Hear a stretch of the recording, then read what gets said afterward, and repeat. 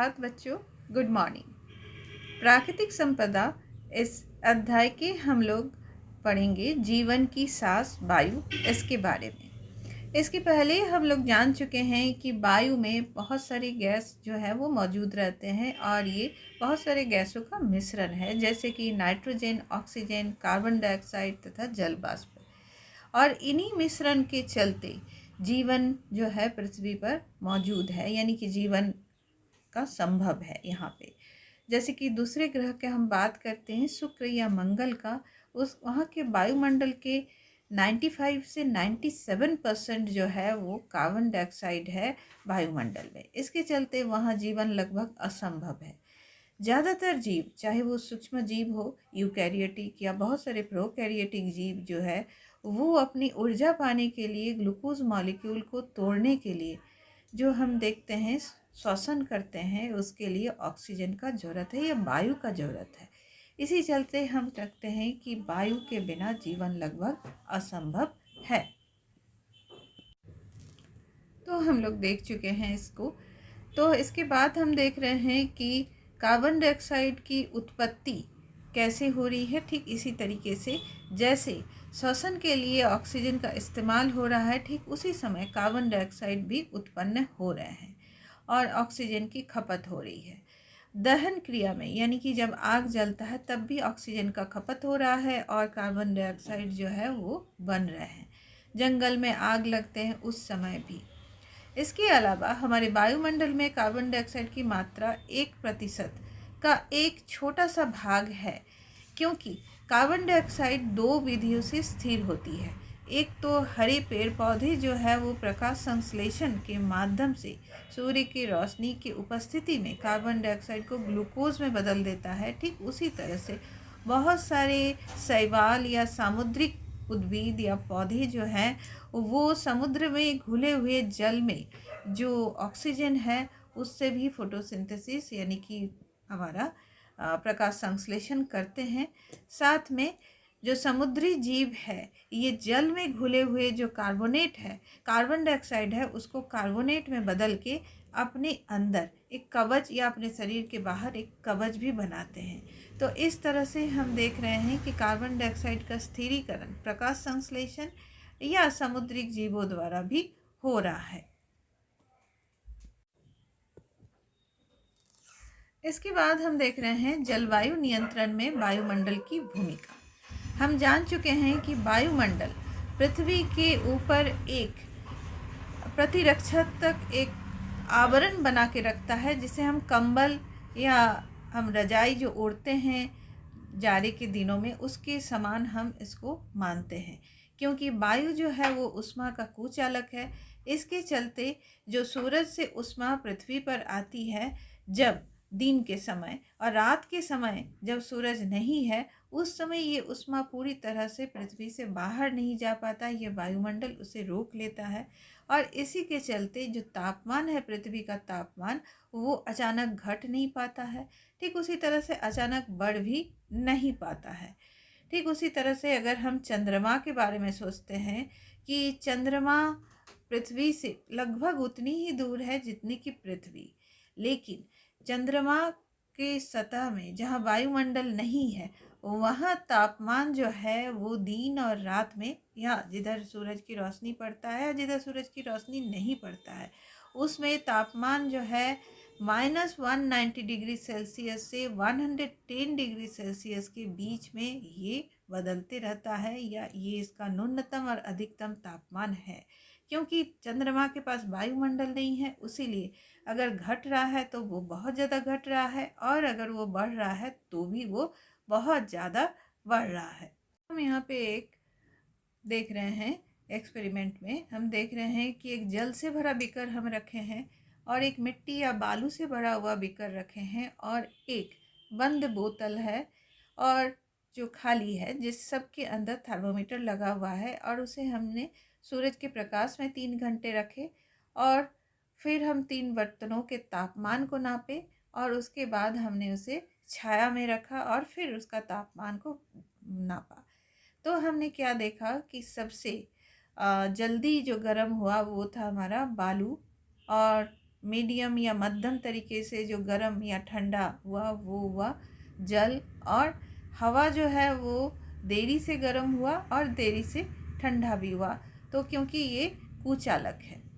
तो इस तरह से हम देख रहे हैं कि बालू और जल एक समान दर से गर्म नहीं होते हैं। आप उनके ठंडा होने के दर के बारे में क्या सोचते हैं? तो यानी कि इसके ठंडे होने का दर जो है वो अलग अलग है।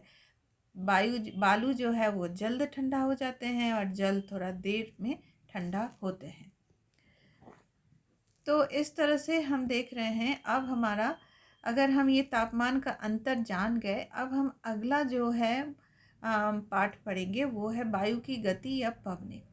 तो हम देखते हैं कि हम दिन भर गर्मी के बाद जब शाम को बहने वाली ठंडी हवा जो है वो हमें काफ़ी राहत देती है। कभी कभी कई दिनों तक अधिक गर्म मौसम के पश्चात वर्षा होती है।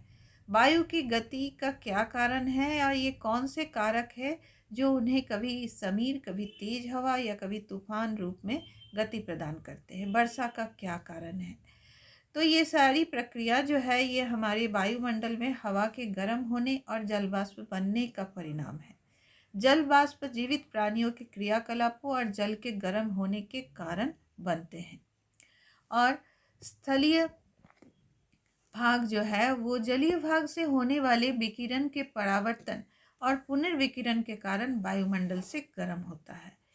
तो गर्म होने पर वायु में संवहन धाराएं उत्पन्न होती है। संवहन धाराओं की प्रकृति को जानने के लिए चलिए हम लोग एक क्रियाकलाप को देखते हैं। तो सबसे पहले इस क्रियाकलाप में हम देख रहे हैं कि एक मोमबत्ती की चौड़े मुंह वाली बोतल में या बीकर में रखे और उसे जलाए। एक अगरबत्ती को जलाए और उसे बोतल के मुंह के समीप ले जाए। जब अगरबत्ती के मुंह के किनारे पर ले जाया जाता है तो अवलोकन करिए कि धुआं किस ओर जाता है। जब अगरबत्ती को मोमबत्ती के थोड़ा ऊपर रखा जाता है तो धुआं किस ओर जाता है। अब हम लोग देखते हैं कि दूसरे भागों में जब अगरबत्ती को रखा जाता है तो धुआं किस ओर जाता है। धुएं द्वारा अपनाए गए पैटर्न हमें बताता है कि किस दिशा में गर्म और ठंडी हवाएं बहती है। इसी प्रकार जब वायु, स्थल और जल के विकिरण के कारण गर्म होती है तब वो ऊपर की ओर प्रवाह करती है। चूँकि जल की अपेक्षा स्थल जल्दी गर्म होता है, इसलिए स्थल के ऊपर की वायु जल के ऊपर की वायु की अपेक्षा तेजी से गर्म होगी। तो हम लोग इस चित्र में देख पा रहे हैं कि जब हम मोमबत्ती के ऊपर ला रहे हैं तो धुआं ऊपर तरफ जा रहा है, यानी कि गर्म हवा जो है वो ऊपर तरफ जा रही है। इसी तरह से अगर हम अगरबत्ती को दूर रख रहे हैं तो हम देख रहे हैं कि धुआं जो है वो मोमबत्ती के तरफ ही जा रही है और फिर वो ऊपर जा रही है। इस तरह से हम देख रहे हैं कि स्थल और जल का तापमान अलग अलग होने के कारण कभी वायु जल से स्थल की तरफ बहते हैं और कभी स्थल से जल की तरफ बहते हैं। और ये जल से होते हुए वायु जब ऊपर जाती है तो वो जल वाष्प को लेकर ऊपर जाती है और जो आगे चल के बादल बनाती है जो वर्षा का कारण होते हैं। इसलिए अगर हम तटीय क्षेत्र को दिन में देखते हैं तो पाते हैं कि स्थल के ऊपर की वायु तेजी से गर्म होकर ऊपर उठना शुरू करती है। जैसे ये वायु ऊपर की ओर उठती है वह कम दाब का क्षेत्र बन जाता है और समुद्र की ऊपर की वायु कम दाब वाले क्षेत्र की ओर प्रभावित हो जाती है। एक क्षेत्र से दूसरे क्षेत्र में वायु की गति पवन का निर्माण करती है। दिन के समय हवा का दिशा समुद्र से स्थल की ओर होगी। क्योंकि स्थल जो है जल्दी गर्म हो गया, जल अभी तक गर्म हुआ नहीं है, तो ठंडा से गर्म की तरफ जो है वो वायु जो है वो गतिशील होगी और पवन बनेगी। और जैसे ही गर्म स्थल के ऊपर आएगी, गर्म स्थल के ऊपर आके वो पवन जो है वो ऊपर चली जाएगी, गर्म हवा। ठीक रात के समय वो उल्टा हो रहा है क्योंकि स्थल जो है वो बहुत जल्दी ठंडा हो गया है और जल जो है यानी समुद्र के जो जल है वो अभी तक ठंडा नहीं हुआ, अभी तक गर्म है। ऐसे में स्थल की तरफ से जो ठंडी हवा है वो समुद्र की तरफ बह रही है और समुद्र की सतह की गर्म हवा को लेके वो ऊपर चली जा रही है। तो इस तरह से हम देख रहे हैं कि पवन बह रहे हैं और वो किस तरह से जलवाष्प ऊपर जा रहे हैं। तो तटीय क्षेत्र पर कम और उच्च दाब के क्षेत्र रात में प्रतीत होते हैं और तटीय क्षेत्र में रात के समय वायु की दिशा क्या होगी? तो तटीय क्षेत्र में कम और उच्च दाब के क्षेत्र कहाँ होंगे? कम और उच्च दाब के क्षेत्र रात में होंगे जल के ऊपर, क्योंकि जल उस समय गर्म है अपेक्षाकृत भाव में। और तटीय क्षेत्र में रात के समय वायु की दिशा क्या होगी? स्थल से जल के तरफ। इसी प्रकार हवा की सभी गतियाँ विभिन्न वायुमंडलीय प्रक्रियाओं का परिणाम है, जो पृथ्वी के वायुमंडल के आसमान विधियों से गर्म होने के कारण होता है। यानी पृथ्वी के वायुमंडल में हर जगह समान तरीके से गर्म नहीं हो रहा है, असमान विधियों से गर्म हो रहा है। इसके चलते वायु जो है उच्च दाब से कम दाब के तरफ बह रहा है या गतिशील हो रहा है, और जो पवन को बना रहे हैं। तो इसकी एक अन्य कारक भी है, जो पृथ्वी की घूर्णन गति और पवन के मार्ग में आने वाली पर्वत श्रृंखलाएं, ये भी वायु की गति के ऊपर अपना प्रभाव छोड़ते हैं। हमें इन कारकों के बारे में हम विस्तृत अध्ययन तो नहीं करेंगे, लेकिन हम इसे जान लिए कि ये कारक भी हैं। जैसे कि हिमालय की उपस्थिति से इलाहाबाद से उत्तर की ओर प्रभावित होने वाली वायु की दिशा परिवर्तित हो जाती है। इस तरह के सवाल हमारे मन में उठते हैं, तो ये इसका हम थोड़ा सा अंदाज़ा लगाएं कि इन कारकों से जो है हवा का गति या पवन का गति जो है वो नियंत्रित हो सकता है। इसके बाद हम लोग देखेंगे वर्षा के बारे में। तो वर्षा में बादल कैसे बनते हैं और वर्षा होते हैं, और इसके लिए हम एक साधारण सा प्रयोग करेंगे। तो इस क्रियाकलाप में हम देख रहे हैं, एक पतले प्लास्टिक की बोतल ले लेते हैं, जिसमें 5 से 10 ml जल ले लेंगे और बोतल को कसकर बंद कर देंगे। इसे अच्छी तरह हिलाएंगे और 10 मिनट तक धूप में रख देंगे। इससे बोतल में मौजूद वायु जो है वो जल वाष्प से संतृप्त हो जाती है। जब एक जली हुई मोमबत्ती ले और बोतल के ढक्कन को खोले और अगरबत्ती के धुएं की कुछ मात्रा को बोतल के अंदर जाने दें। पुनः बोतल को कसकर बंद कर दें। बोतल को अपने हथेलियों के बीच में रखकर जितना जोर से हो सके दबाएं। कुछ समय तक प्रतीक्षा करें और बोतल को छोड़ दें। एक बार पुनः बोतल को आप जितना जोर से संभव हो सके दबाएं। तो हम क्या देखेंगे कि बोतल के अंदर कोहरे की स्थिति बन गई, क्योंकि जो धुआं और जलवाष्प मिलके ये कोहरे या कुहासा जैसा बनाया। साथ में इसके अंदर हमको साफ साफ दिखाई नहीं दे रहा है। तो इसे हम इस तरह से देखें कि कैसे बादल बनते हैं या कैसे कुहासा या कोहरा बनता है। तो हम बहुत छोटे स्तर पर इस प्रयोग को दोहराते हैं, और क्या होगा जब जलवाष्प से भरी हुई वायु उच्च दाब वाले क्षेत्र से कम दाब वाले क्षेत्र में या उसके विपरीत में प्रभावित होती है। तो जब जलवाष्प से भरी हुई वायु जो है वो उच्च दाब वाले क्षेत्र से कम दाब वाले क्षेत्र में प्रवाहित होती है, तो क्या होगी? इसकी विपरीत होगी, यानी कि ये ऊपर जाएगी। दिन के समय जब जलीय भाग गर्म होते हैं तब बहुत बड़ी मात्रा में जल वाष्प बन जाती है और ये वाष्प वायु में प्रवाहित हो जाती है। जल वाष्प की कुछ मात्रा विभिन्न जैविक क्रियाओं के कारण वायुमंडल में चली जाती है। ये वायु भी गर्म हो जाती है और गर्म वायु अपने साथ जल वाष्प को लेकर ऊपर की ओर उठ जाती है।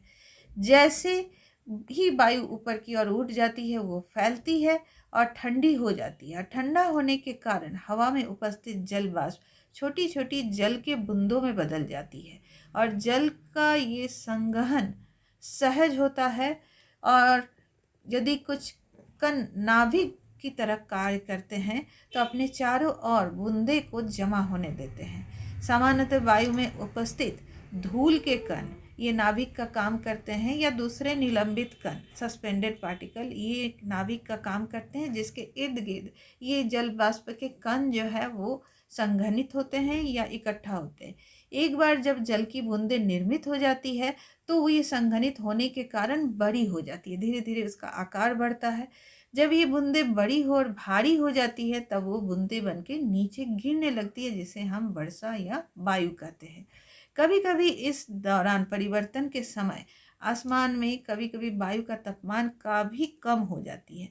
तब ये वायु के जल वाष्प के जो बूंदे थे, ये पानी के बूंदे, ये हिम में बदल जाते हैं, बर्फ़ में बदल जाते हैं और ये ओले के फॉर्म में या हिमवृष्टि के फॉर्म में आसमान से गिरने लगते हैं। तो इस तरह से हम देख रहे हैं कि वर्षा कैसे हो रही है। वर्षा का पैटर्न पवनों के पैटर्न पर निर्भर करता है, यानी कि हवा किस तरफ से किस तरफ चल रही है ये नियंत्रित करती है वर्षा को, वर्षा किधर होगी और किधर नहीं होगी। भारत के बहुत बड़े भूभाग में अधिकतर वर्षा दक्षिण पश्चिम या उत्तर पूर्वी मानसून के कारण होती है। हमने मौसम सूचनाओं में भी सुना है कि बंगाल खाड़ी पर वायु के दबाव कम होने के कारण कई क्षेत्र में वर्षा हुई। तो इससे हम देख रहे हैं कि वायु के दबाव कम होने से वर्षा की मात्रा जो है वो बढ़ने का संभावना रहती है। तो इस तरह से हम देखते हैं कि जब हमें मौसम की जानकारी दी जाती है तो सैटेलाइट या उपग्रह द्वारा जो लिया गया चित्र है वो हमें दूरदर्शन पे दिखाया जाता है। तो इससे हम देख रहे हैं, क्रियाकलाप देख रहे हैं। पूरे देश में होने वाली वर्षा के पैटर्न के बारे में समाचार पत्र या टेलीविज़न के माध्यम से मौसम सूचनाओं की जानकारी हमें एकत्र करना है और ये भी पता लगाना है कि एक वर्षा मापक यंत्र कैसे बनाया जाता है और उसे हम लोग बनाएंगे। वर्षा मापक यंत्र से सही डाटा प्राप्त करने के लिए हमें सुरक्षात्मक उपाय भी लेने हैं। इसके बाद हम लोग और एक क्रियाकलाप देखेंगे कि पुस्तकालय से मानसून और चक्रवात के बारे में हम अधिक जानकारी एकत्र करेंगे और दूसरे देश के वर्षा के पैटर्न का भी पता लगाएंगे और हम देखेंगे कि वहाँ वर्षा के लिए जिम्मेदार कौन है। जैसे हमारे देश में मानसून जिम्मेदार है तो दूसरे देशों में वर्षा के लिए कौन उत्तरदायी होता है। अब हम लोग बात करेंगे वायु प्रदूषण की। हम लोग अक्सर सुनते हैं कि वायु प्रदूषण काफ़ी बढ़ चुकी है। जैसे हाल में ही हम दिल्ली में सुन रहे हैं कि वायु प्रदूषण काफ़ी बढ़ चुकी है, जिसके चलते स्कूल बंद करना पड़ रहा है। जैसे कि वायु में कुछ प्रदूषण आ जाते हैं, कुछ गैसों की मात्रा जो है उसका अनुपात बिगड़ जाते हैं और वायु की गुणवत्ता जो है वो घट जाती है, जो आम जीवन को प्रभावित करने लगती है। जीवाश्म ईंधन जैसे कोयला, पेट्रोलियम पदार्थों में नाइट्रोजन या सल्फर की बहुत कम मात्रा होती है।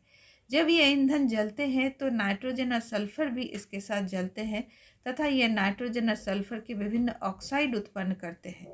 इन गैसों का केवल रूप में सांस लेने के रूप में खतरनाक नहीं है, बल्कि ये वर्षा के जल में मिलकर अम्लीय वर्षा भी करते हैं और इस अम्लीय वर्षा के चलते हमारे बहुत सारे शरीर के लिए भी, आँखों के लिए, त्वचा के लिए भी दिक्कत है, पेड़ पौधों के लिए भी दिक्कत है, जो हमारे खेतों में फसल है उनके लिए दिक्कत है।